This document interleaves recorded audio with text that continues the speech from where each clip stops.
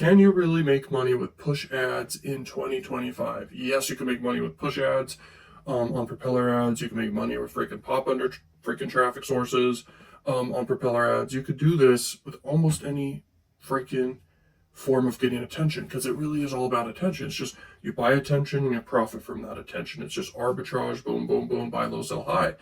I don't care what traffic source you want to make money with, whether it's push advertising, pop under, banners, doesn't matter. Even in-page push or native ads. Like, as long as you can get human attention and you can congruently and persuasively sell to them or just monetize that attention just by flipping it. If you pay for traffic for cheap and you're able to monetize it with AdSense revenue, you're not selling anything, you're just arbitraging the value of those eyeballs, basically, that attention. So crazy, crazy, crazy. And that's really the way I view it. It's kind of just like a yard sale. Because with the yard sale, you get people's attention in your local area. You put on a yard sale, people show up, you've got their attention, they're going to buy something. Some people walk away, but people do buy stuff, okay? It's the same thing online as offline. Everything's just a yard sale at different degrees and levels, okay? There's different corporation level yard sales going on, okay?